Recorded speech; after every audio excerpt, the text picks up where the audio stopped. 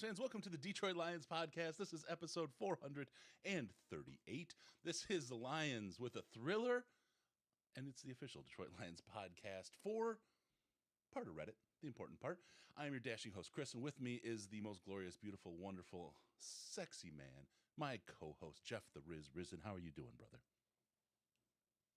I am working through some internet issues, but I'm having fun otherwise. So let's kick this off before more weird things happen here. I got you. We got the gods of who knows? Maybe the election is working against us. Who knows? There's all the internet goes to the election today. In today's show, we're going to review the Packers game. There's a lot of good stuff to talk about with that. We will revel in the agony of Green Bay because there's a lot of good stuff to talk about with that. We will talk about a difference in leadership. There's a significant difference in leadership between Aaron Rodgers, the Detroit Lions, what we've got going on there. And I think this is something that'll be interesting to a lot of people. Also, we'll talk about fourth down decisions versus fourth down play calls. There's some interesting stuff going there, some good stuff to talk about. We will all also look ahead to the Chicago Bears and a whole lot more. We've got a great show lined up. Riz, my man, are you ready to go? Let's kick this off and break it down. All right. Oh boy. Okay, I think we've got everything taken care of for you folks. Thank you, and thank you for being with us and bearing with us through all this thing stuff. All right, we'll get into a lot to talk about here. Boy, what an enjoyable, wonderful time it was to watch those Detroit Lions bull drag the Green Bay Packers today. Riz, how did you walk out of that game? I mean, we're obviously unexpected. Although, if anybody read the what's that thing called? The description, the show description from our post-game show, I wrote that on Saturday night, and it couldn't have been more prescient about what happened and how people reacted. It's really something. Definitely worth taking a look at. But anyway, how'd you walk away from that game, Riz? I was happy that what Dan Campbell and what Aaron Glenn specifically have been preaching to the players over and over again. Just keep doing what you do. Don't stress out about it. Just do your jobs, and good things will eventually happen. The ball will bounce our way at some point. Yeah. And that finally happened, and they were finally rewarded for that. And that makes me very happy because that was the exact right message. Like, you don't want to keep pressing. You don't want to get it into your head like, oh, we'll never win a close game because we're going to do something bad. Yep. Like, at some point, the other team is going to have a worse day than you. Aaron Rodgers and Green Bay had that, and it wasn't entirely unexpected. I did pick the Lions to cover the spread, but it was one of those where I didn't expect them to win, but I kind of thought that they might, and. You know, I was in studio on Friday with Huge. Thanks, Huge, for having me in. I'll be in there again this week as well. And one of the things that we talked about was like, this is not a good Packers team. Like, if we lose to this team, that's like badly. Like, that's a problem. Like, this was a game where we have the whole discussion about moral victories versus progress. This is a game where coming close would be progress, and not coming close the way that was, Miami. New England, like, that was going to be unacceptable because this is a bad football team, and that was proven out. And on Sunday, they were the worst football team, and that's, again, it's rewarding that the Lions finally got some of those bounces. Like Derek Barnes taking a facial and getting an interception out of it. Like, when was the last time that happened for the Lions and not against the Lions? Like, those little breaks that the weird little things like that. They started to come for Detroit, and like I talk about this all the time. Water finds its level, in atmospheric science. Pressure is always trying to equalize from cold to warm. That's why you get wind. The wind eventually blew in our direction, and it was at our back for once instead of freezing in our face. And that was a very great feeling on Sunday. Second best blow of the week, I'll tell you that. Yeah, for sure. The things went our way, and there's a couple things that happened.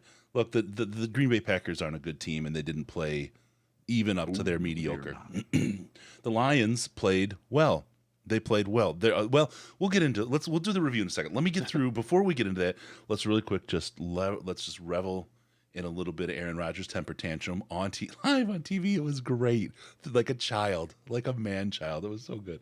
It was good, but I do have to hit the St. Jude thing that we have coming up. It's really, really big. December 9th and 10th, Friday and Saturday. Starts at 9 a.m. on the 9th. We're going to do a 24-hour broadcast. This is our third annual Christmas for the kids, raising money for sick kids and their families, trying to make life a little easier and a little better for them. We'll do our 24-hour show. We'll have a lot of great interviews. If you know anybody, you have a line with anybody in the Lions or anybody that has some national kind of draw, and you think you could talk to them and maybe bring them on, would love to have them. If you have something you'd like to donate for the auction that we have, would love it, would absolutely love it. Hit me up, Chris at Detroit Lions Podcast, or you can DM me on the Twitter, the whole kind of thing. We appreciate anything we can go. The auction will start on Black Friday, and it will go through the 24-hour show on the 9th and 10th of December, and the auction will close out. We'll announce the people who had the highest bids and who won the items and who's getting what. We have some really, really cool stuff, full-size signed helmets, thanks, Mitch Z, all kinds of really, really good stuff there, and plus whatever we can get donated from you folks to help us along the way. It's going to be great. It is, and this is the year that we're going to crack the $100,000 raised for St. Jude mark, which is... I never thought. I mean, it feels great. All you folks, man, $100,000 for such a great cause. Appreciate all you for helping us out along the way here. So December 9th and 10th, 24-hour show, the original, the one, the only, the first, not the copy, the real thing. Come on in and check out and have some fun with us. We have a great time. We had, years ago, we got Dan Miller, Jim Brandstatter, and Tony Ortiz together. If you remember that, last year we got Wayne Fonts with Herman Moore and Lomas Brown together. They get the old last team to win a playoff game for the Lions together. It's fantastic. We love to put stuff like this together, so we'll see. We'll see what we get this year. We're going to try to put something like that together. With your help, as always, it's a community show, so we appreciate all that you guys do to help us go. With that, quick one to say thank you for the subscription, Troy Nelson. And let's get into this Green Bay Packers game. Riz, Aaron Rodgers was a story, and he's a good quarterback. I mean, there's no question he's a good quarterback. He's a great quarterback. And I hate that he's the second great quarterback that the Green Bay Packers have had in a row. It's not fair. There's something wrong with the universe. The cosmic world is lined up against everybody, but they have only pulled 2 Super Bowls out of 2 Hall of Fame quarterbacks, so that's something to write home about. Aaron Rodgers had a bad day, but I think the key of the day was, even though they didn't punt, they didn't need to, because he arm punted down in the red zone a number of times. Interceptions for Aaron Rodgers, he was close to a season's worth of interceptions for him. He threw 3 interceptions that were inside their red zone. Technically, the last one wasn't technically a red zone interception because the snap wasn't in the red zone, and that's how the NFL calculates, but it happened inside the Lions' 20-yard line. Yeah, he had a rotten day. And the Packers fans and Packers faithful, who are becoming more and more animated and agitated and angry all the time, and they should be. It's so delicious. We're very quick to point out, even going into the game, look, our left tackle is hurt. Our offensive line is banged up. We're missing a lot of receiving talent. We're missing a lot of regulars on the defensive side of the ball. To that I say tough toenails. Look at what Detroit's been going through. Look at all the injuries that have pounded up for us. Look at all the injuries that have piled up in other places. It's not a valid excuse. You got to be able to play through it. And if you can't play through it, then that's a sign that your team isn't deep enough. It's a sign that your team isn't talented enough. And Aaron Rodgers was not good enough to overcome that. It doesn't mean that the Lions defense didn't also play well, because they did. They played a very good game. They were coached to a very good game by Aaron Glenn. Let's start there. Yeah, Aubrey Pleasant. let's because I've got a couple of players in a row that I'm talking about, and I wrote them and I got them down, and they were the ones that stood out to me. And it turns out they're all defensive players. Let's start out with the coaching change. Aubrey Pleasant. Now, and I will say, Aubrey Pleasant, I loved the man. He was a very, very wonderful guy. And I'll tell you even more, I met his dad at training camp. His dad was the coolest. He sat at the side while we hung out and talked, and people come up and talk to me, and I'm not blowing my own, whatever, but hey, love the show, that kind of thing. It's really, I appreciate everyone who does that. It means a great deal. I don't live and die for the EP, right? That's not my thing, but the folks that do recognize us and say, hey, great show, appreciate it a lot. It really does mean a lot. But so we sat there and talked talked about training camp, the day at training camp, the whole thing. And everything finished up, and this wonderful gentleman came walking down. Older guy was by himself, and he came down. And he said, "Hey, I really enjoy you guys' show. I really appreciate what you guys do." And I was like, "Oh, thanks a lot. I really appreciate that." We talked a little bit, and I said, "So what's your name?" He said, Gardner Pleasant. I was like, nice to meet you." And he had about 4 steps down the way. I'm like, "Gardner Pleasant, what?" And it hit me. It was Aubrey's dad. And just a kind gentleman, right? Just a wonderful person. And Aubrey's a great dude too. So that being said, right? Football's football. People are people. And you got to be able to separate. So Aubrey Pleasant's gone, and the team performed. The secondary absolutely came out and performed. You'll see that with a head coaching change. We saw that when Bevel happened, and we talked about that. The Lions have had plenty of. We fired a coach mid-season, and you get the bounce back thing.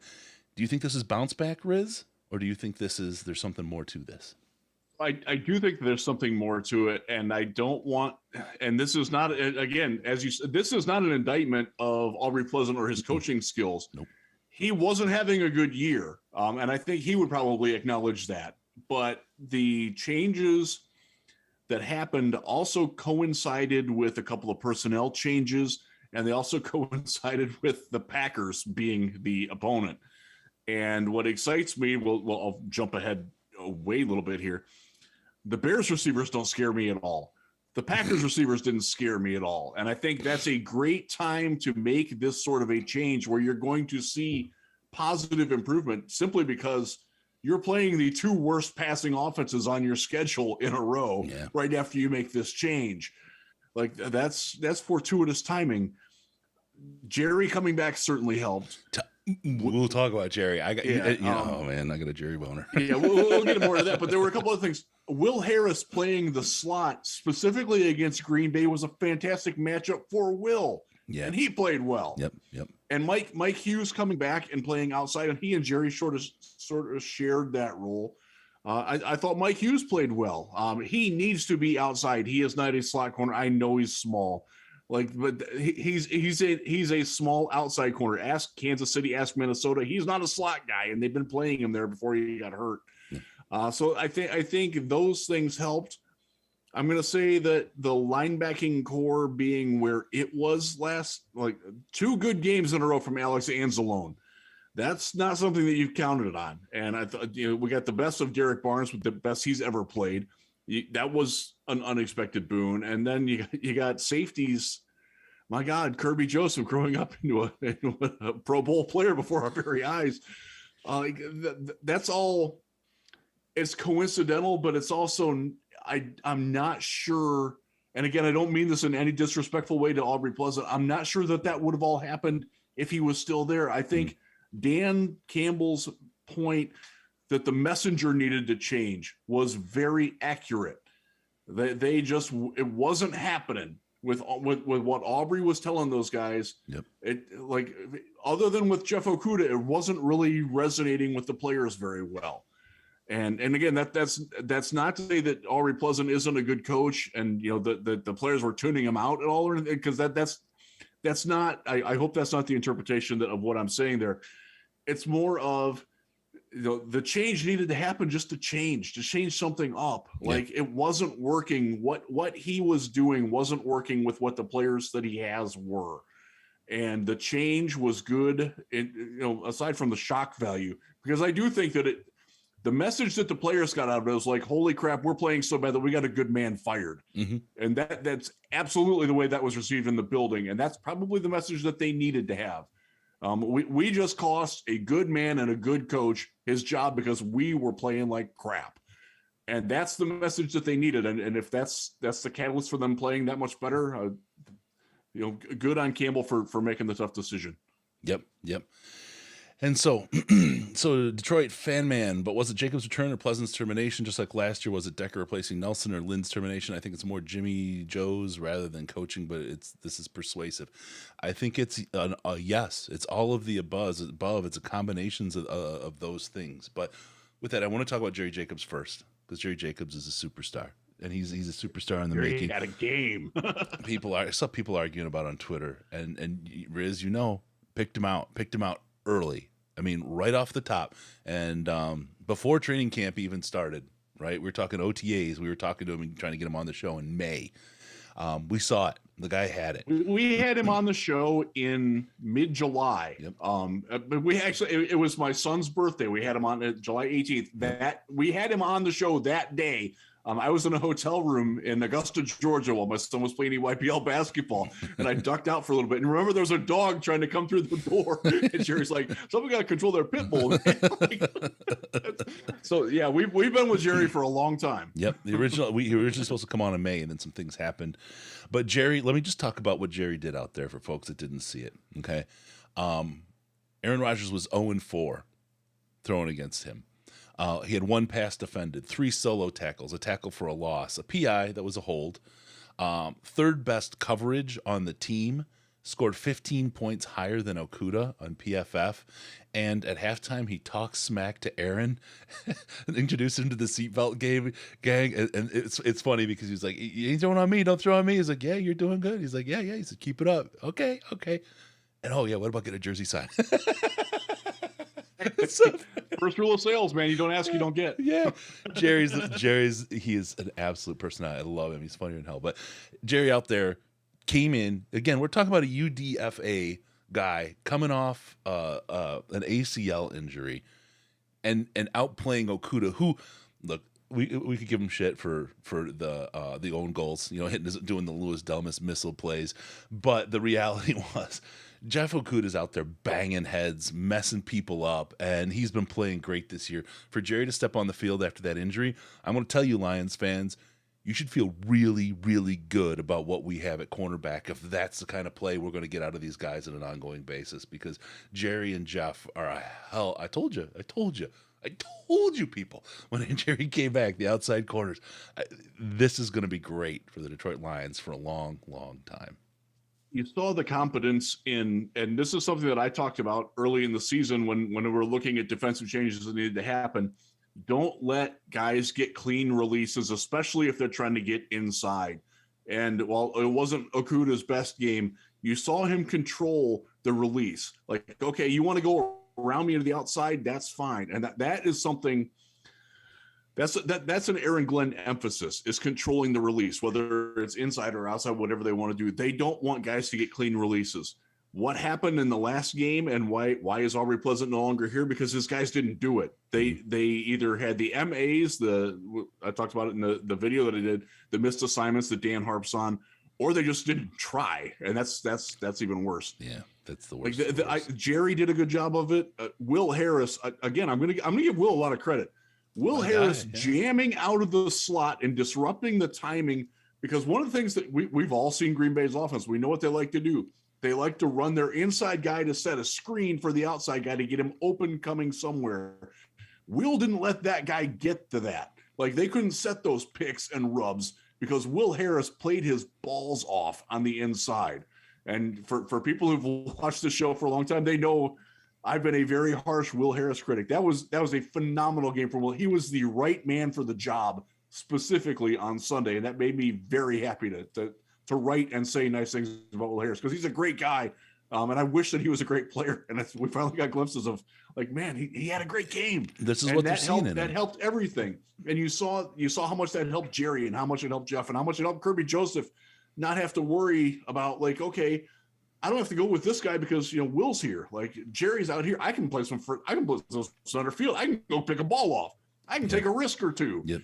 And that playing freedom, we saw what that did. Like, it was like watching Glover Quinn. It really was. Yeah. It's funny because when we first interviewed Kirby as we being the Lions media in his first media session in training camp, we asked him, like, what do you know about the Lions? And he brought up Glover Quinn as like one of his favorite players to model his game after. And that, like, we kind of thought that it was maybe a bit of a line, but man, if you watched him Sunday, like, you were looking at Glover Quinn circa 2016, 2017. Like, dude's got it, man. Yeah. And Glover Quinn, by the way, didn't play safety until he got to Detroit. In Houston, he was a cornerback. When he was at New Mexico, he started out as a wide receiver. He transitioned to cornerback. Yep. You can see that parallel growth like that. Yeah, I'll tell you, and I apologize everyone, my throat's like sandpaper tonight, so I got some throat drops and I'm trying to keep it lubricated here. But Always lube up.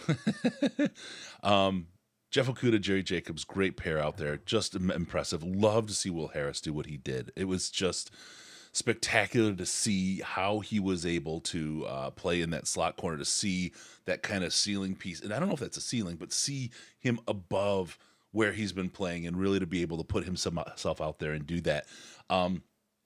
Questions for Jerry? We'll have him on. I would bank. I mean, he said he doesn't do any other podcast but us, but I would bank on him, seeing him around St. Jude, and we'll talk about all kinds of Jerry stuff. He's such a great guy. I would bank on maybe having an opportunity to bid on some Jerry stuff and get your Jerry stuff going. But we'll talk about that. Right? If you want to you want to rep Jerry in the meantime, get your Seatbelt Gang stuff. Seatbeltgang.com. Seatbeltgang.com. Got the tumblers, the shirts, the whole ball of wax. It's all there. All going to help local charities. Had a little bit of a break just because people weren't seeing Jerry and kind of forgot what was there, and now suddenly people remember who Jerry is and what he can bring. And the Seatbelt Gang is back in town. Saw CJ Moore snap that belt on. You know what's going on. Everybody is getting in the Seatbelt Gang. Seatbeltgang.com. Get your stuff now. All right. Jeff Okudah out there played well. Played very well. I didn't, other than the Lewis Delmas missile effect. He was. I'm high on Jeff Okudah. It wasn't his best game of the season, but it was by no means a bad game by Jeff Okudah. Oh yeah, he played well. Yeah, enough. Well enough. Yeah. That's for dang sure. Yep. So he's good. Another guy I want to talk about, Jeff Pascal. Oh God, Josh Pascal. Sorry, Josh. Yeah, it was Jeff Okudah, Josh Pascal. They're both J's. What do you want from me? So fourth most pressures for a rookie this season. Hutch had 6 in week 2, and Hutch is tied with 2 others. So there's 3 people tied for 6. He had 5 pressures, Josh Pascal, in his, was this his second game back or was it his third game back? Third game. I'm confused. Can't remember his name. Can't remember how many games. 3 games, and he's already out there just crushing it. I mean, this is a hell of a story. Josh is just again, he very much like Jerry. He just shows up from injury, and he just starts crushing heads. He just starts pounding people. And to come out game 3, his rookie season, and have what's effectively the second highest count for pressures in the league for rookies, great to hear. Great to hear. What a great pick for the Lions, and another great Brad Holmes checkbox checked for moving things forward. So far, so good. And this is one of those where we a lot of us preach, you got to be patient, man. Like I liked Pascal. I was never on the Levi pick, but I liked Josh Pascal a lot coming out of Kentucky. I thought he was a great fit for how the Lions use.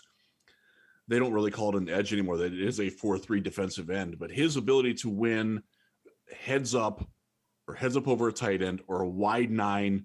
Like he can win from all those. He can also attack inside, and Hutchinson can do the same on the other side. When you've got 2 guys that they're unpredictable in how they're going to rush on any particular play, but they're also disciplined in getting there. I saw one play where Hutchinson lost edge contain, and Aaron Rodgers ran for a nice gain. Mm-hmm. And I saw one play where Pascal overran and allowed Rodgers to step up and back in and make a throw because he got pushed too far out wide. For that to only happen twice against the Packers and Aaron Rodgers, like you're not going to have a perfect game against them. You're just not. That's an unrealistic expectation. Yep. If your rookies are only taken out of position where it can get exploited by arguably the greatest quarterback of the 21st century twice in a game, you'll take that.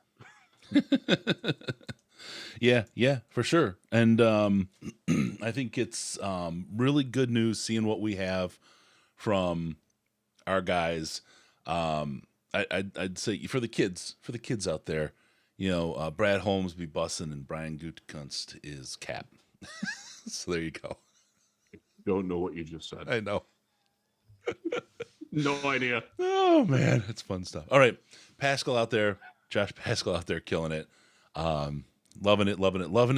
Let's get to Kirby Joseph. He was the guy. He was a love of the week. People came out just screaming his name, loving his name, and I just want to do one quick quote from Kirby on his Insta. To be honest, I just been farting. Y'all ain't seen shit yet. What a horribly awesome quote. Kirby and I are spirit animals. Yes, 100%. When that first got posited into our Patreon Slack, the smartest smartest conversation on the internet, join it for $5 a month. Do it. You want to be there. And a couple people have joined this week, and they haven't quit instantly, which is kind of nice. It's worth it. Come on in. And like when it first got posted in there, anyways, I thought it was a joke. I thought it was like somebody's Photoshop, because like I'm not good at picking out what's Photoshopped. I'm just not. I'm a bit of a Luddite there, but so I actually went to his Instagram page, and indeed it was there. I am that guy, by the way, who does that. Like if something gets posted, I'm not sure what it is, I will go to the original source to verify it. Maybe that's journalistic principles. I don't know. So I did check that out, and it was in fact real, and it was funny as hell. In the chat, Gray. Those guys you're talking about, ask them why they don't pay their talent. Why so many people left, because they didn't get paid. All right, so Kirby's the rock and roll star. Love him. Holmes had a guy who he would take at 46, and it was a dream to get him at 97 with Kirby. And Kirby, we said there was no expectation for him to get on the field. He got on the job training for a couple of weeks, and now we're starting to see what they saw in him and watching him grow. This is spectacular watching him out there. And I think having Jerry out there and the cornerback play the way it is, as you said earlier, gave him that room to roam, gave him the ability to go out there and grab those balls. Someone else to talk about. So he got the 2 interceptions. I think his best play was actually the play where he broke up the pass over his head. That was a phenomenal, and I thought, by the way, the Fox crew, Kevin Burkhardt, Greg Olson, give me them every dang week. Burkhardt started slow. Then I realized that he was at the World Series game the night before, calling it like, okay, I'll give you a little bit of slack on that, dude. You probably didn't get much time to prep. Kirby Joseph started that play standing right next to Josh Paschal at the line of scrimmage, sprinted down the field with their fastest receiver, and broke that play up. That's a phenomenal play. That is not a play that we've seen in Detroit. And look, we are a Tracy Walker friendly podcast. Tracy Walker is not making that play. No, Kirby Joseph's making that play. Yeah, and you're right. I haven't heard anything about the commentators. Olsen is Romo tier, right? I love Olsen as a commentator.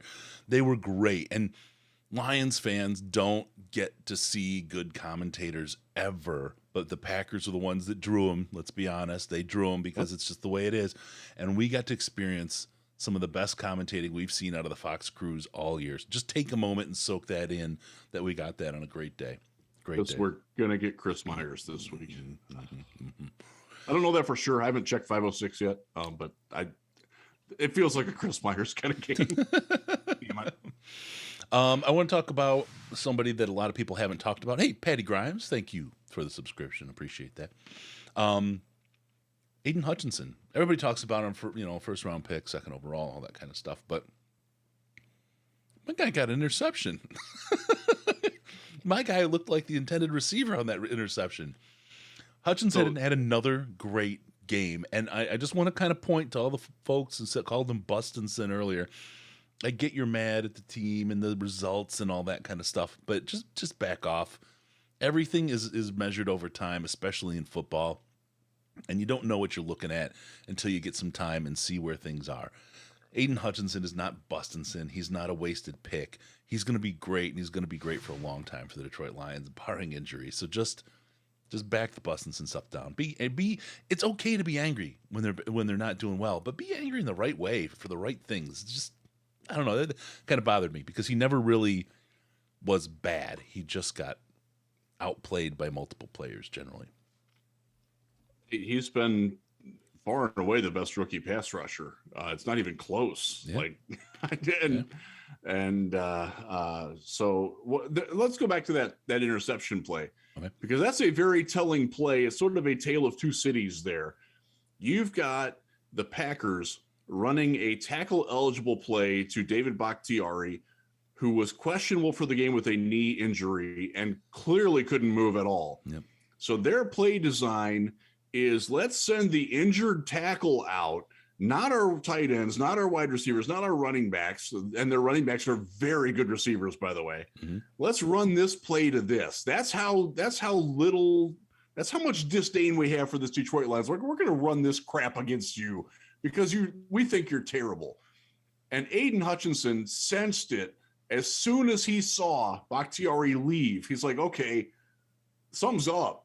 And he dropped back, and it was a god-awful throw from Aaron Rodgers because he was under a little bit of pressure. Rodgers didn't get any mustard on the ball at all, and Aiden Hutchinson went back and made a phenomenal play. Oh, by the way, Bakhtiari got injured, aggravated his injury on that play and spent almost the entire rest of the game riding the exercise bike. That's why Packers fans are so in flames about their team right now, and they should be. Oh, my God. That's the kind of play, though, that in 2019 works against the Detroit Lions. In 2022, even with our defense as historically awful as it's been, and by the way, they're not anymore. They're not on that pace anymore. Thank God. This is the kind of thing that I don't want to say it's going to turn a season around because it's not. Let's not break that Kool-Aid jug back out. Not yet, but everything you can tell over time. Let's not keep it. Let's not throw it away yet. But, God, don't break it out. Understand the context of the win is that you just watched a Green Bay team get humiliated by the worst defense in the NFL and one of the 3 worst defenses in NFL history, and they know it.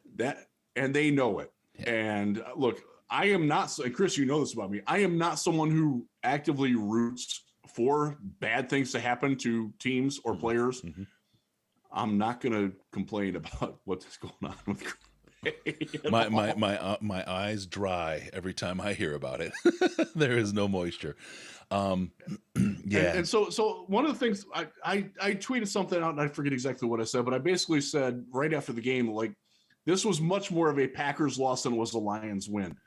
And it got taken poorly by a lot of people. And I get it was poor timing on my part. I'll acknowledge that. But it absolutely, like, as the more I look back at the game and the more I've done the film review, like the Lions did play well. They deserve credit, but my God, the Packers really, really played poorly. And they were more complicit in their loss than I've seen a team be complicit in their own loss in a long time. And I watched a shitload of football. Yeah. Like that was a terrible team. And losing Rashawn Gary the way they did, losing Aaron Jones went out of the game. Like Christian Watson got in concussion protocol again. Yeah. That's the third time in 8 games he's been in the concussion protocol. And the guy couldn't catch a ball before that. I mean, we talked about it in Senior Bowl, right? A lot of people. He was Christian Watson. We want Christian Watson. No, he can't hold on to a ball. Let it go. And you're seeing it. I mean, we told you. You're seeing what we saw and what we saw before Senior Bowl, what we saw there. Feel bad for the guy. No one deserves, the concussion, being in the protocol, any of that kind of stuff. But he's just not the player that we knew he wasn't the player. I want to talk about really quick before we get into the misery of Aaron Rodgers and the Green Bay fans and the joy of watching everything cheese burn. There's been a lot of talk about the play clock. And I want to just we had somebody, Slack, the Slack is everywhere. You can't do anything without the Slack. No one. No, you can't. Close your curtains. The Slack is there. Anyway, we had people at the game watching the clock. And I think what I need to do is what I want to do. I don't know if I'm going to have time. I never have time for anything anymore. But to go, the little sky cam that flies around that shows the different views, the Madden view of the game, to be able to catch the play clock and the stadium clock and see how far off they were. Because we heard from people at the stadium that there was one potential missed delay a game, but nowhere near like what we were talking about. And you can guarantee the Lions coaches would have been all over, having an absolute meltdown if they had missed that many calls. The Fox clock, look, Fox screws up a lot of things in their broadcasts, and the clock is one of them. It is absolutely unreliable what you see on TV. Why? I talked about this in the post-game show. This is the kind of thing where a clock is the most objective thing in the world. And to try to make something objective subjective is when you don't have to. You watch any of the Olympic games with a clock, the clock is right on. They have the clock every single time synced perfectly. Why is it that they can't do it here? It has to be because they don't want to have it right. Why is that? Well, we're talking about the play clock, right? That's what it comes down to. I'll go take a look. I'll see if I can get that view and get some looks at it. But don't worry about the clock. So that was something that people who were at the stadium, like you said, there was only one, and it happened to be the last one, the most critical one that was missed. But it was the 3rd and 11. Yeah, or 3rd and 17. Yeah. 3rd and 17. Sorry. Yeah, but yeah, that was weird. And as it got brought up in the Slack, remember in the old days when they used to have a camera that was trained on the clock and they would superimpose it instead of having their own clock? Yep. What a good idea to go back to 1978 technology, because Fox clearly can't handle the 21st century. No. They're 20th century Fox. Remember that. Yep. And again, it's just like the play clock with having a buzzer for the ref. Absolutely. Right? That's all you have to do. And still we want to see it. We want the transparency of seeing it. It's the same thing with spotting the ball. I mean, if you guys look back to our Senior Bowl broadcast from last year with Zebra Technologies, there's an RFID chip in there. There's a chip in there, and that ball is tracked exactly. You can track both points of the ball, because there's one at each end. How do you think there's one in the middle? How do you think they get the next gen stats and the graphic of the ball flying through the air like that? It's not somebody drawing a picture. They have the data. They can spot it. What did he say? Within 3 millimeters with like 99% accuracy. Yeah. With the RFID chips, and they're in there. They literally just have to turn it on and it'll work. They do they have field tested it in training camps and in preseason games. They didn't tell you about that. Yep. And we've talked about. Don't want you to know, right? We've talked to Dean Blandino about it, and they said they want it as they're trying to stick with tradition with the chain gang and all that. And I'm just like, no, it doesn't have to be. It's And by the way, they've had that technology for at least 12 years. Yep. And the NFL knows it. Yep. I work with a guy who used to work for Zebra, and he was involved with. It was basically an inventory tracking system in warehouses years ago. That's what it was founded for, and they found a good place at the NFL. So time clock is what it is. I don't know. I'm not going to get too worked up about it. I suggest you don't either, especially to win. But it's the taking something objective and making it subjective is all, especially when they start bringing gambling in the way they have been. It always is a point to make you say, You could be clear, you could be transparent. Why aren't you? Why are you choosing not to be? And that's always the question. All right. Hey, thanks, Luke Brunskill. Y'all got your all beautiful faces up on the big screen. You guys rock. No, Luke, you rock. Thank you. Can I say one quick thing about the defense, to go back to that real fast? Yeah. About the historical perspective, over the last 3 weeks, the Lions have been the number 17 scoring defense in the NFL over the last 3 weeks. That's a big improvement from 32nd. In fact, they are 10 points less per game than the team that is last over the last 3 weeks, which happens to be Carolina. Yeah. So they are getting better. Steel Monville, taking ownership is the highest form of maturity, and it feels like Aaron was having difficult taking ownership of this loss. Absolutely. We're going to talk about that, because I think there's something that we saw that a lot of people didn't see from Aaron this week that sets him apart and is a real differentiator in leadership between the two teams. But our spies in the stadium and the Slack channel saw it and let us know. Let's get to the misery of Aaron Rodgers, Green Bay fans, and the joy of watching it all burn. That's going to be my. They are so due. They're due decades of misery. But I'm going to start with the difference in leadership, and this is a really, really simple thing that anybody could have saw, but I didn't hear anybody talking about it. Aaron Rodgers on the bench. Always alone. Never, ever sat with anybody, and he doesn't. Intentionally alone. Yep. Like, dude's coming to sit by him, and he will get up, move, and sit 5 feet away. That happened a lot. That'll fly. That'll fly if you win. But what you're seeing right now is the absolute meltdown of people that don't know what losing feels like, have never done it before.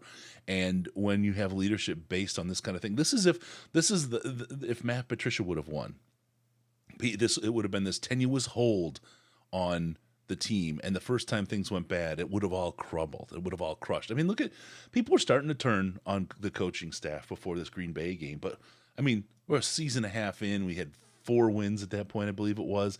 Not a whole lot of success. I'll tell you right now, if the Green Bay Packers had lost as many games as the Lions had, that whole place, Lambeau Field, would be on fire. You could buy stock in that team for pennies. It would be just an absolute shite show, and that's what's going to come. That's what's going to come for as they fail, because we have now seen what is coming from this Green Bay Packers team, and I don't think that I don't think LaFleur is going to survive. Aaron Rodgers isn't going to survive his contract. I don't think he's the kind of guy who'll give up, right? I don't know what they can do, because they're not going to get. There's just no way they're going to get another quarterback like that. Jordan Love ain't it, right? I don't know. Jordan Love legitimately could not beat out Tim Boyle. I think we have a pretty good idea of who Tim Boyle is, and if Tim Boyle is better than you ain't it. Yeah. I mean, you have a situation where people who have been gifted the Hall of Fame quarterback for so long are about to experience the land of Joey Harrington. And this is really incredible. This is a fan base. The meltdown, it's going to be delicious. It's going to be absolutely delicious to watch, because they've not done it, and they've been cheap in free agency. They don't know how to do it, right? They don't know, because they've always been able to rely on the fact that, hey, we've got Aaron Rodgers, we have Devontae Adams, we have Cobb before him, we have all these receivers, and Aaron Rodgers, we can make anything happen. And Aaron has traditionally been a really, really smart guy within the game and then around the game, catching the 12 men on the field, getting the BS, long ball interference. I mean, he's just good at those kinds of things. There you go. It's really going to be interesting as that just melts away, because the whole organization doesn't know what to do. Not a single soul in that building, I think, knows what it was like to be an 80s Packers fan, right? I mean, I don't think any of them know what to do.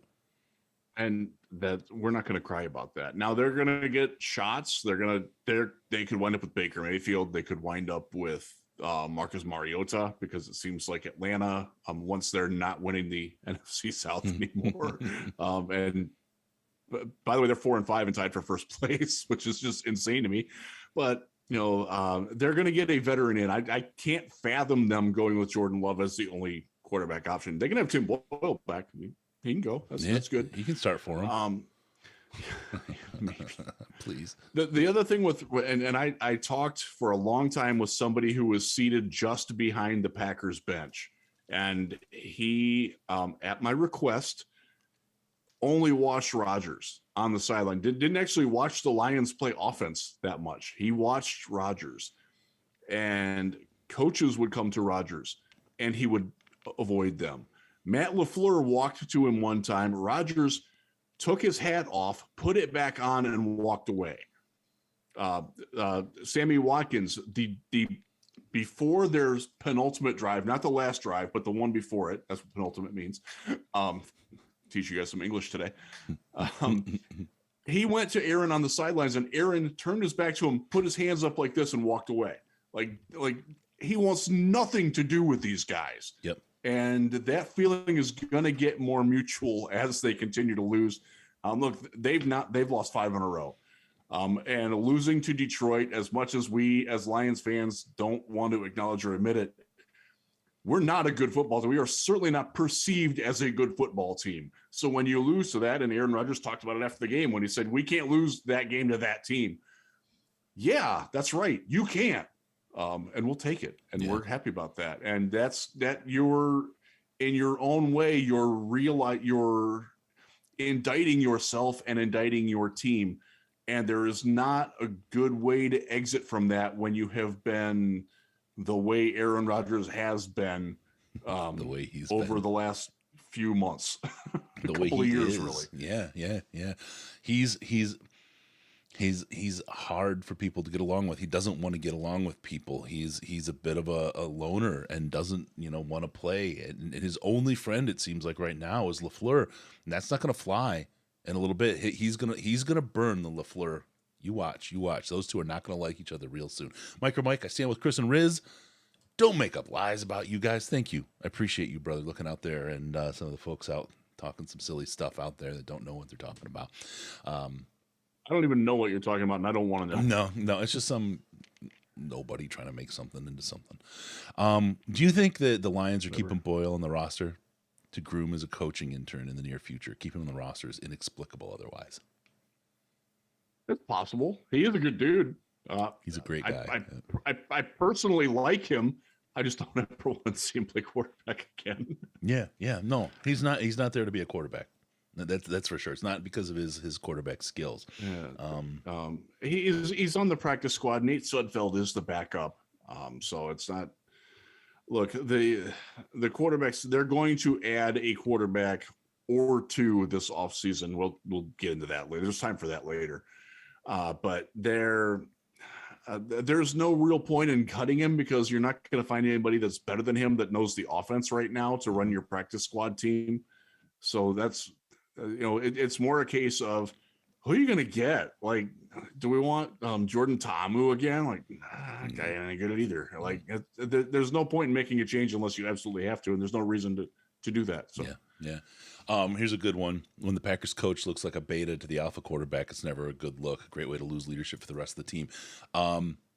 Arizona, Kyler Murray. Oh my God, Kyler Murray. I can't. I'm dumb. And Kingsbury, right? Klingleberry. Crinkleberry. It is. He's not going to laugh. Kingsbury's not going to laugh. I'm sorry. Murray's going to overrun him. That relationship is the coach always loses. The coach always loses in that one. When the quarterback gets what did he get? 240 million, something like that. No, that was Deshaun. Kyler got like 180 or something like that. It's a lot of money. That's a lot more than they're paying Cliff, and that's more money than they would need to pay to Cliff to go away. And considering that Cliff couldn't win at Texas Tech with Patrick Mahomes as a quarterback, it's probably Cliff. Yeah. Cliff's falling off one. Yeah. He can go back to his evil lair. Stephen Monville, leadership is influence. It seems like that's slipping away from Rodgers. Absolutely is. Absolutely is, because he leads from a pedestal. He doesn't lead within his people. They listen to him. You trade for this, you do that. Aaron Rodgers thinks he's the GM, thinks he's the coach. Cost Mike McCarthy his job more than likely. He just thinks he is above everybody. And that doesn't fly when things aren't going well, because you just put yourself as the key guy and things aren't going well. Now you're the reason. And then when you turn around and start blaming everybody else and you threw 3 interceptions and you choked out that whole entire game, they are going to throw you under the bus, and you're seeing it. Fans. Aaron Rodgers, Hall of Fame quarterback for sure. Fans throwing him under the bus and then backing it up to make sure he's dead right now. It is crazy how fast a guy that's done so much for a team is getting thrown out by the fans. The fickle nature of fandom and winning. Like, what have you done for me lately, dude? Eddie, what have you done for me lately? For those of you who know Eddie Murphy Raw, please go watch it. It's great. No, don't. It's dated. It's wildly politically incorrect. Mm-hmm.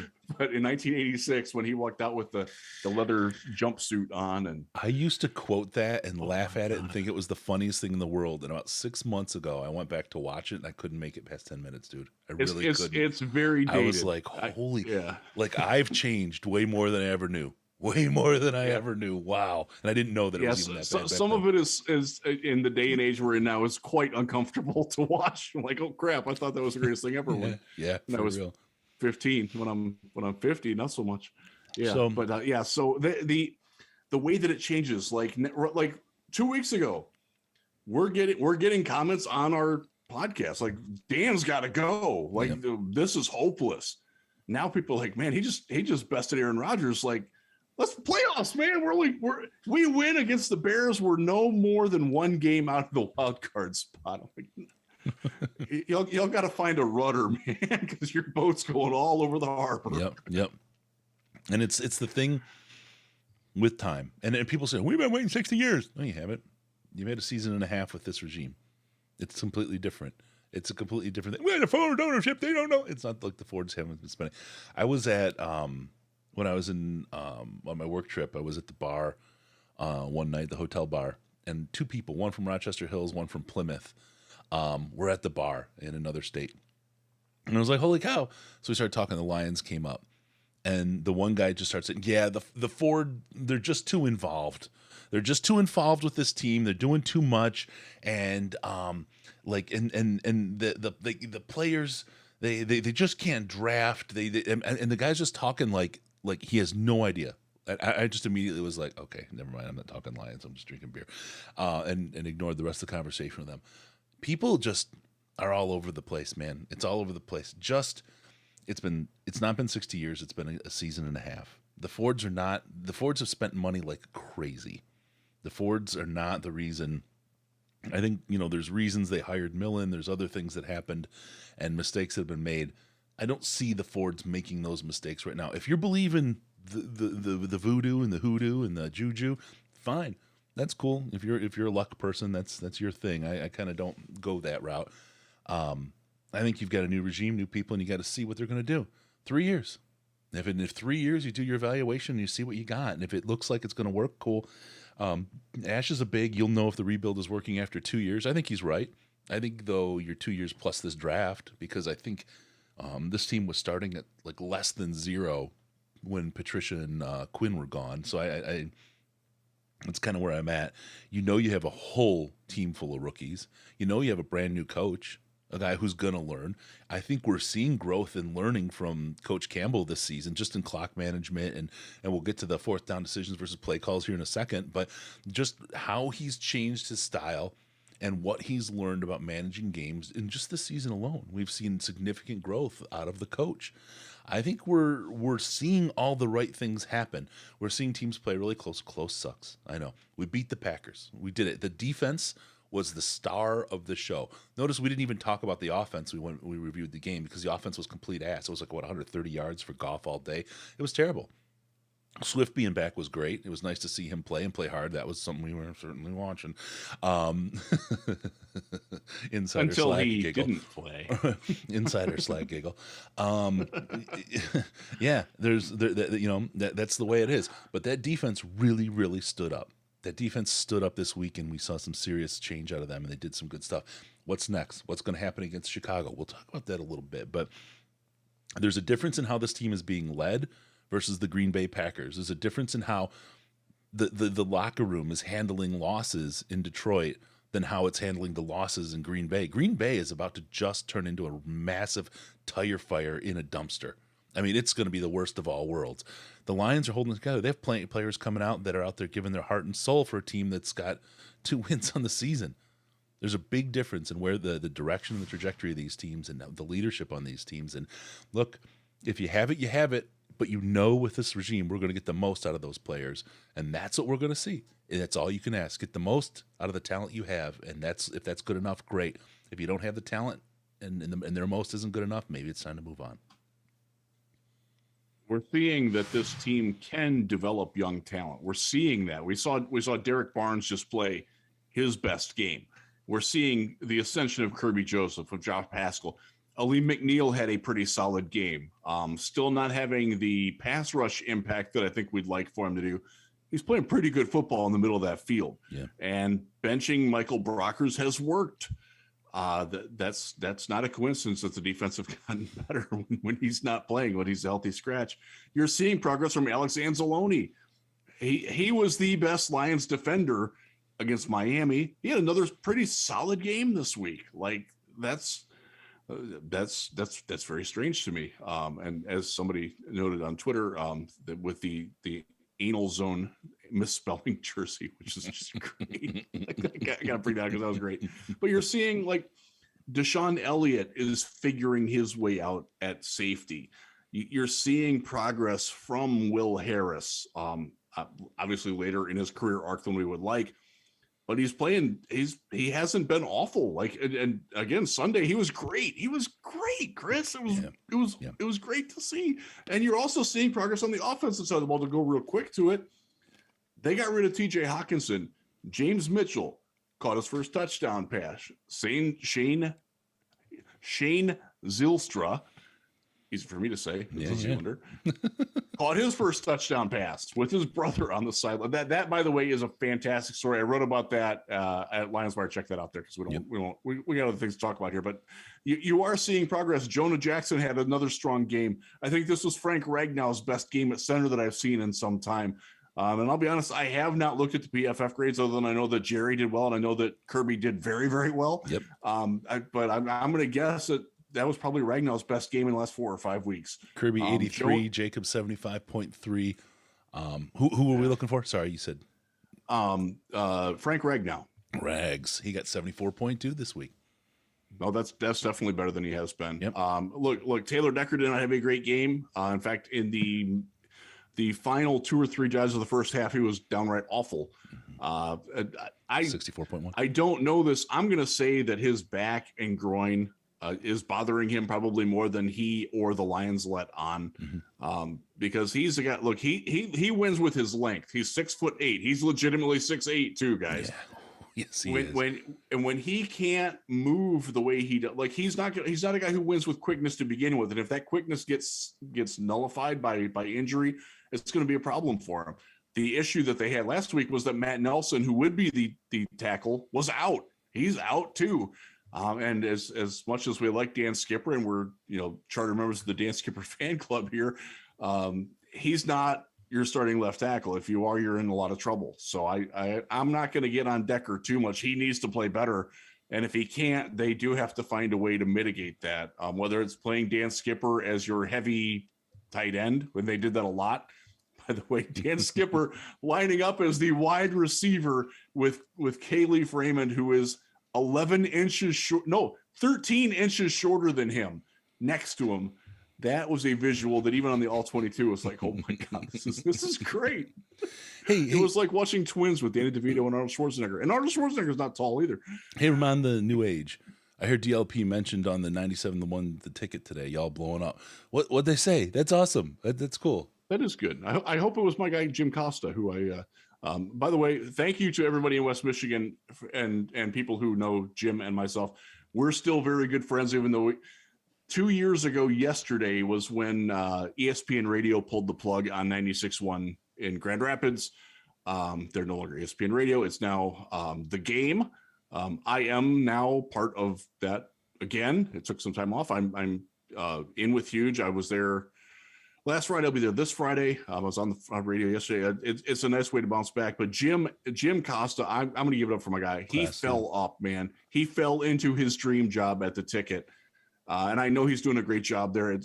I cannot thank him enough for all the broadcasting help and advice and development that he gave to me, because he didn't need to do that. Like, we'll go back in time when that job first opened. He and I were the 2 finalists for it. And normally that makes it an adversarial position. He didn't see it that way. I think he was pretty confident he was better than me, and he was right.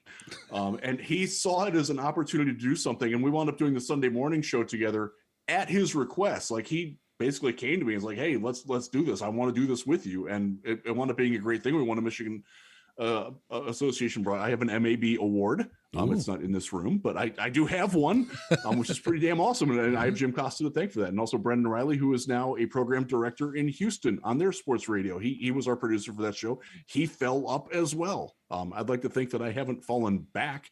And this, I'll tell you what, I'm pretty much enjoying this podcast part of it. And then I didn't get to do that back in the day. So it's great. Dude. So it was a fun anniversary of that ending. Because that was a very sad day. I will never forget. I was literally just getting into my car when Jim called me and said, don't come in. And I'm like, why? He's like, because the station doesn't exist anymore. That is the cold reality of this media business. And it's a very difficult, I wear a lot of different hats. And one of the reasons I do is because it gives you fallback. Like, if this falls through, I still got this. If this falls through, I still got that. A lot of us in trying to make a living doing this for a living, that's redundant. We have to do that just because you never know. Like, you never know. Yeah. All right. It's a difficult way. So thanks for letting me indulge me on that. Yeah, for sure. So someone caller let him know about the podcast that the Fox Clocks weren't saying. Appreciate that, man. That's awesome. Whoever called in and did that, thank you. You are a rock star. Appreciate it. I mean, it's all about, friends talking about you, people telling others about us, and that's the biggest compliment you give. So thank you, folks, for doing that. Is Brandy still broadcasting anywhere? I do love Lomas, but Brandy was the best. Absolutely. Brandy will be on our St. Jude show. We'll talk to him. Brandy's one of my all-time heroes, radio heroes. I have a couple, there's a couple people who are really, really, really good at what they do, and Brandy's one of them. And he is not currently broadcasting. He did do, and I just heard this. He did an audiobook version of his book about all the interviews that he did inside Michigan Stadium, and it's basically a tribute to the Big House. Yep. And all the things that he's encountered. He just recorded the audio of it. It's up for sale. It's on his personal website, and I want to say this JimBrandstandard.com. I don't know that. If you Google it and Google the book, you'll get it. It's like Voices of the Big House or something like that. But he's very proud of it. I heard him do a radio interview not too long ago. So that's what he's been up to. And he's got a podcast that he does as well, which is always, he's got some really, really good stuff going on. We'll talk to you. This one's shut down. Someone asked Don H. May have missed it, but when you start accepting donations for St. Jude, very, very, very, very, very, very shortly. Hold on to your hat. Give me 2 days, and we'll have it up. I've got to get one thing done from St. Jude, and we'll start. So we'll tweet it, and then we'll cover it in some of the shows as well, like Scott's show and some of the other stuff that we have going on. Yeah, Miss Brandy for sure, Bruce. Brandy was for me. He was home. He's the guy that when I moved to California, put on the radio and the Lions out in the garage while I was making beer, and just to have Brandy and Dan on the radio while I was like really old timey, like have the ball game on the radio, whatever. But it took me, because I moved my whole family, picked up and moved to where we knew nobody, and I was just kind of doing my thing alone in the garage, and to be able to be pulled back to where I grew up and my home, it was very, very nice. They were my anchor to where I was from. So Brandy and Dan will always have a warm place in my heart. All right, let's talk about fourth down decisions versus play calls. Really quick, let me hit amazon.detroitlionspodcast.com, amazon.detroitlionspodcast.com. Head on over there. Anytime you're going to buy something from the Amazon, use that, and they give us a little kickback. Take it away from bald old Bezos. Put a couple pennies in our pocket instead of his, and it doesn't cost you any more. It just helps the show and helps us keep doing what we're doing. We got some Senior Bowl stuff coming up that it's going to, it's always expensive every year, but we love it. We don't just go when the Lions are there. We're there every year. Riz, we're not going to talk about it just yet, but there's some multiple coverages we're talking about going on now. There's some really cool, I think, stuff coming together. So we'll talk about all of that. But Amazon.DetroitLionsPodcast.com is a great way to support the show by doing something you're going to do anyway. Also, Fanatics.DetroitLionsPodcast.com. Any of your Lions gear, Michigan State gear, Red Wings gear, Pistons gear, it's all there. And they do the same thing. They give us a little cut. It doesn't cost you any more. And that's a great way to do it. Fanatics.DetroitLionsPodcast.com. All right, thank you for indulging me in all those things. Fourth down decisions versus play calls. And Riz, my voice is starting to really strain here. Yeah, but I hear you. Let me set this up really quick. Please do. There's the, should we go for it or not in fourth down? That's on one half of the equation. On the other half of the equation is, okay, we're going to go for it. What are we going to do? What play are we going to call? And sometimes, it requires two good decisions, and sometimes we're maybe getting one or maybe none. Yeah. So, and this is something, and I fight with people on Twitter about this all the time. So I actually did a little bit of behind the scenes research. I talked to a couple of people who are employed by analytical forces. Chris, one of them. He used to have a lot of hair and now he doesn't. There's your clue on who I talked to. So one of the things that I wanted to know was when they're giving the win probability things for, like, okay, it's 4th and 2 at the 37-yard line, and you're down by 4. Do you kick the field goal? Do you go for it? And based on your decision, they alter the alleged win probability for the team based on whether you would make it or not. And that's sort of the crux of the analytics of the situation. It does take into account the down and distance, the game score, the time of the game, and those sorts of things. And in that capacity, Dan Campbell is making the right decision a lot more than he's not. And he's making it a lot more than most coaches do from a pure analytical standpoint, and adding win probability by making a fourth down decision. Dan Campbell is either the best or the second best coach in the NFL at that. That's independent of the plays that are called. And this is where I get into it with people, is because if you're making that decision, but then you're making a shit call, then you didn't make the right decision. And we've seen too much of that. And that's kind of where I went with it. And one of the things that I talked, and this is the example that I used when I brought it up to a couple of different people. I'm like, okay, it's 4th and 3 from your own 47-yard line. And you are the Lions, and you've got Jared Goff as your quarterback, and you've got Jamal Williams as your running back, and your wide receivers don't really scare anybody outside of Amon-Ra. That's a different situation than, and the way I really framed it, I went extremes. You need 2 yards on 4th down to make it. It's a different decision if you have Nick Chubb running behind Wyatt Teller and Joel Bitonio, the best guards in the league in Cleveland, and your quarterback can run a little bit, than it is if you're Tampa Bay with their interior line du jour, because they have so many injuries, you never know who's playing for them. Leonard Fournette, who is the worst running back in the NFL, like, it's a different situation. Like, you're smart if you make that call. If you're Cleveland, if you're Tampa Bay, like, as great as that's a terrible play call. Like, this is not what you do. And I think that gets lost too much on the people who are so hung up on making the right analytical decision that you're forgetting the play call decision. And I'll transfer this. I think Ben Johnson gets too caught up in the analytical part of the decision and doesn't have good enough plays on 4th down. Yeah. And that's what's really pissing me off. And I'll go to the one, I'll let you suck on your Ludens here for a second. The play where they went for it on the first drive. Okay, they shifted it into an empty set. Empty means that you don't have to worry about the run, which means that both of your defensive ends are going to come screaming off the edge at Jared Goff. What does Jared Goff not do? 1, he can't move very well. 2, he doesn't handle pressure very well.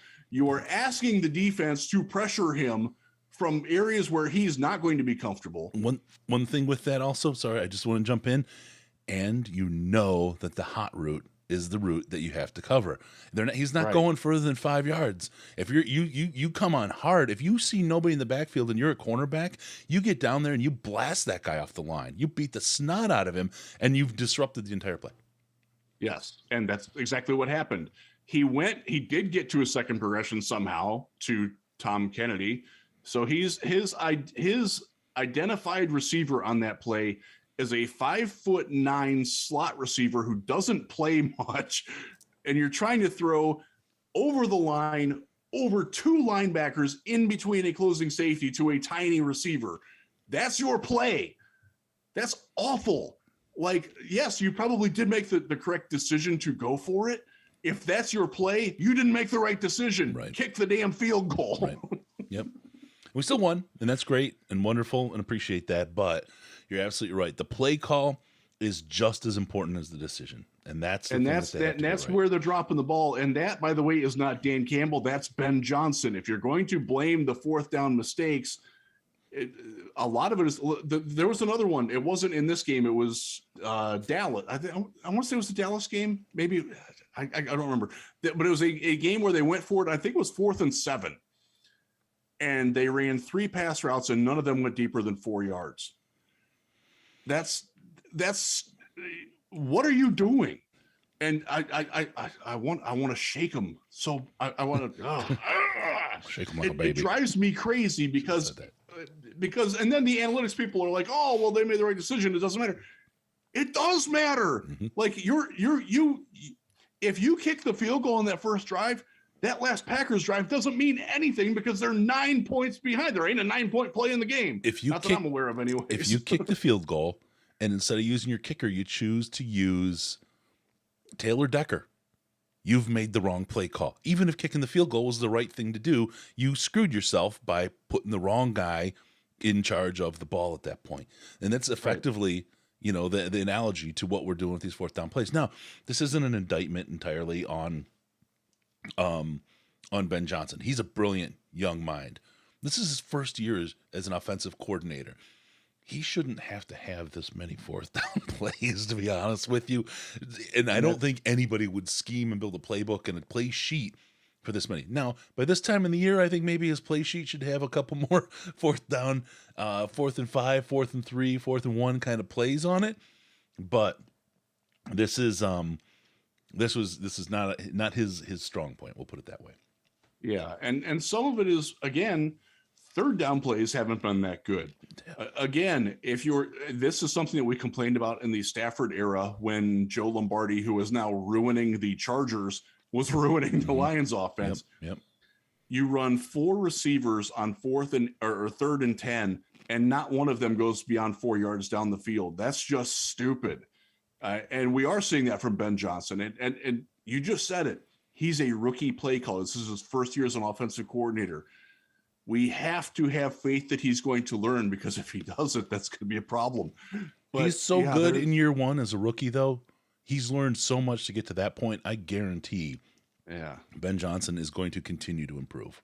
There's no question. So for all the people that do argue with me on Twitter, and then they take it into the Slack at times too. And look, I just want you to acknowledge that if you're not running a good play, it has to impact the weight of the decision.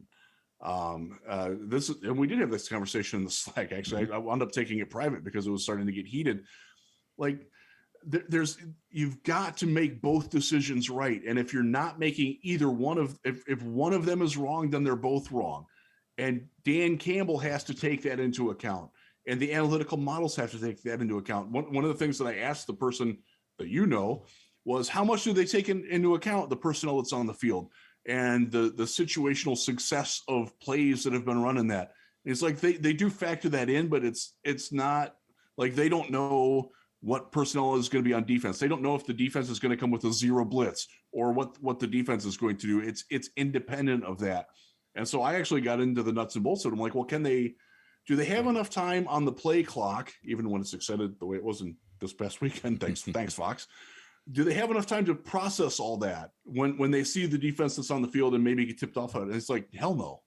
So you're stuck then at the mercy of your play being better than the defensive call and your personnel being better than the defensive personnel that's on the field to execute it. And that's where I think that the Lions are a little bit too overconfident in going for it on 4th down. Yeah. And on the first drive of the game, I think I saw somebody in the comments say this, take the points. Yeah, I want 3 is better than 0. It's not as good as 7, but I will split that. I will hedge that bet and take the 3 every time. Yeah. That's me. Mm-hmm. That's clearly not Dan Campbell, but that's what I would do. Yeah. All right. No play caller is perfect. The way I see it, Ben Johnson has been the most promising offensive coordinator we've had here in Detroit. And I can't remember. I can't remember. It's been a long time since we've had someone that good. Who was Schwartz's? Linehan is probably an exciting one from way back when. Mike Martz was fun, but Mike, I'll never forget Mike Martz saying every play is designed to score a touchdown. Yeah. When they asked him what he was going to call on 3rd and 1, he's like, doesn't matter. Every play is designed to score a touchdown. It's wild. It worked for a little while. And then it didn't. Mike Martz was awesome. He was just a little late in arriving here. The NFL had moved on. But all right, Kevin, this is a good one. The Lions can try and win every single game and still successfully tank. There you go. All right. I want to go ahead. Let's get to really quick. Since you're here, if you don't mind hitting the like button, we'd appreciate that. We thank you for doing that. It's easy. You're watching the show. You spend a little time with us. It doesn't cost you anything and helps us out a great deal. If you find what you like, hit subscribe, hit the bell. We go live again. This week we went a day earlier than normal. Things change around a little bit because the schedules.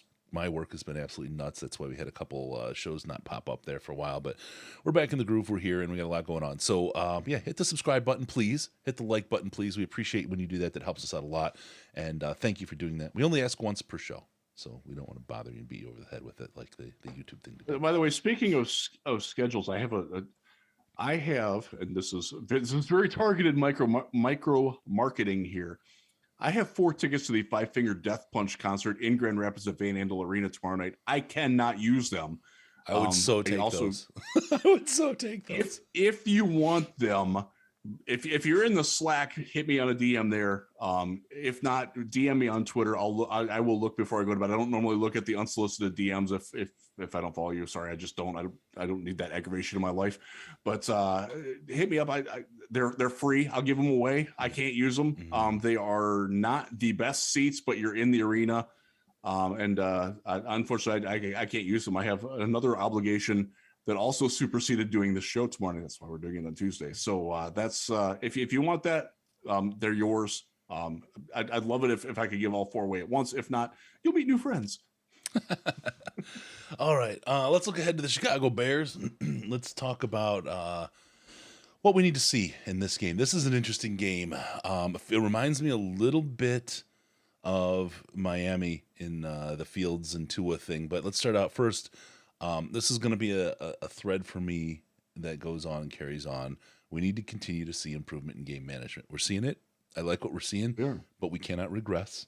We need to see our coach continue to grow. I think that's an important part of what we see this year and what we take away from this season. And I don't think you would disagree with that, Riz. No, we have seen real progress in not just but the end of quarter or end of half time management, decision making on that. Yeah. I thought Dan Campbell did a very nice job of that in the last game. Great job at the end of the half. That's progress. Yeah. Mm-hmm. And we need that. And that, like you said, that can't regress. That's something that he has to keep doing because he was not good at it last year, was not good at it early this year. He's learning. He's evolving. That's what you want. You don't want a finished product when you get it just doesn't happen. He's making changes and you are seeing performance differential. You can't ask for anything more. Yes. You heard about it from Patricia before. Oh yeah, we're going to change this. We're going to put someone, Caldwell's wearing 2 watches, has a guy in the booth, nothing changed, right? We are seeing progression from our coach. He's young. He's a rookie. We have a bunch of rookies in the field. This progression, I'll keep saying it. This is what we want to see. These things, the trajectory heading the right way. Earlier this year, we talked about it about 4 weeks ago. It felt like the development was pausing from a coaching perspective and from a player perspective. They shook some things up. They self-diagnosed. That path is changing. The trajectory is going back up. It's what you need to see. The ability to self-scout and improve and make changes that improve and have a direct effect are key. We didn't expect playoffs this year. We didn't expect Super Bowls this year. We expected to take a young team and continue to get better. And I think we're 2 wins ahead of where we were last season at this point.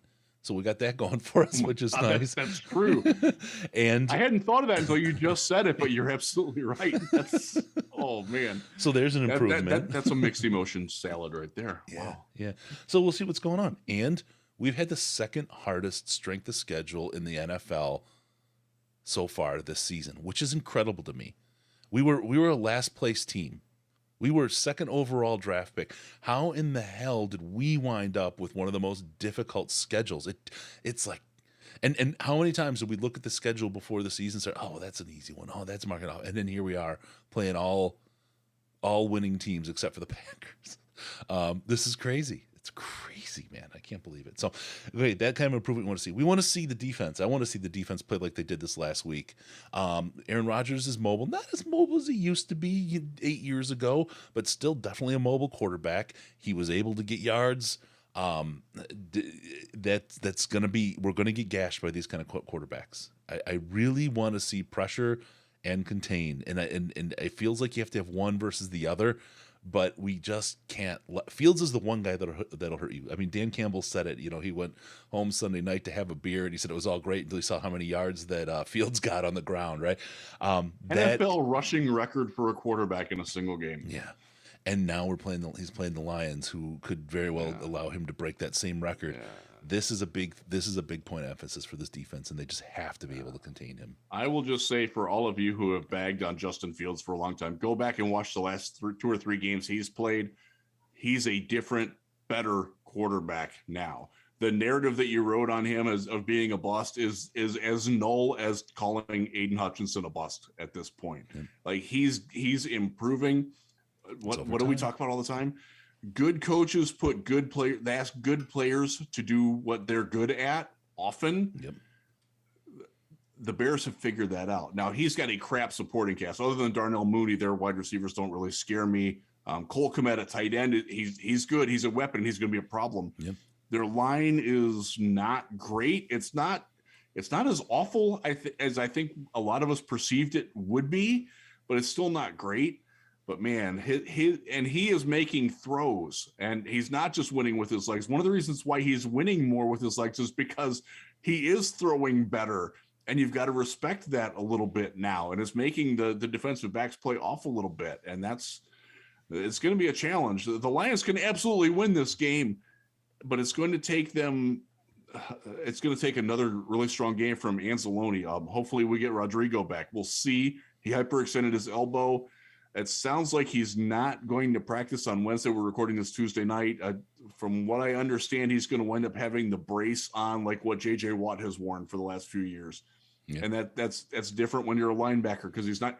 One of the things it does, it immobilizes, so you can't really get a lot of strength when you reach with this. I don't know how feasible it is that he's going to play. Hopefully, Derek Barnes is up for the challenge. He was last week. Derek Barnes played a phenomenal game. Yeah. But you've got to be able to contain rush, because we know Aaron Glenn doesn't like using a spy. How are they looking at linebacker over there? Well, see, their best linebacker is in Baltimore. Their second best linebacker is where did they both go to Baltimore? I don't know. One of them went. Roquan went to Baltimore, right? Or was that Quinn? I can't keep track. Yeah. I don't know. They're not good. Yeah, they're in trouble. That's our opportunity. This is it, Jared Goff. This is your chance, and this is the next piece I have as far as the offense needs to perform. Jared Goff needs to step up. He needs to hit his receivers. It can't be the interceptions, the crucial interceptions, and it can't be that the interception last guys. Week was as bad of a throw as you're ever going to see. Yep. And Green Bay absolutely baited him into it, and he bit hard. Mm-hmm. He's a walleye at the bottom of the boat on that. And that crap keeps happening to Jared Goff. And I dare say that's getting worse. It's not getting better. And that is a very real problem for this team. Yeah, definitely something to watch. This is a pivotal week for Jared Goff. And look, he can pull this out. He has the ability. This team has the ability. It's whether they pull up and perform, and that's the big one. Nope. So there we go. All right. We talked about Seatbelt Gang. Talked about Amazon Fanatics. I'll just punch you guys one more time with the like and subscribe. Please do that. We appreciate when you do that. My throat is about dead, Riz. I'm dying over here. I think it's about time to call it. So we've been talking at you for a very long time. We appreciate you watching. We appreciate you liking and subscribing and feedbacking with us, and like just being part of the Detroit Lions podcast family. Like calling 97.1 and talking about us. That's great. Appreciate you guys. We do appreciate that. Yeah, that's awesome. Yeah, no, great. It's great for all of you who have found us through the Huge Show. Thank you. We appreciate that. I know Bill has generously offered to do a couple things for us down the line, and we're going to take him up on that. So you will he's an awesome dude. Get a little bit more crossover on that, which is cool. Yeah, I can't wait. All right, remember, don't forget us on Patreon, patreon.com/Detroit Lions Podcast, patreon.com/Detroit Lions Podcast. We refer to the Slack as the most intelligent Lions chat on the internet, and we refer to the Slack where some of the, as it's called, Chris Dust and Riz Dust gets passed. We were right too. Mm-hmm. How about that? We talk about sources. Sometimes people get a little janky about it, but the people in the Slack know a lot more than we share publicly, and they know the quality of the sources, and that's all we need. That's all we need. Slack, as little as $5 a month to Patreon, gets you access to the Slack. Great group of people. It's like your own online mini family, and great conversations about the Lions and just about everything else out there. It's a great group, and just quick shout out to everyone in the Slack. Thank you for being you guys. You guys are a real special bunch. Love you guys. Patreon.com/Detroit Lions Podcast. Also, make sure to follow us on Twitter at DET Lions Podcast and at Jeff Risdon, as you see spelled right there. DET Lions Podcast. Best place to see us hanging pants free. And also give us a call via Skype, Detroit Lions Podcast, all one word, Detroit Lions Podcast, or call us on the Lions line at 929-33-LIONS, 929-335-4667. Nine Drink says it, hurricane coming. It's just another one. What are you going to do?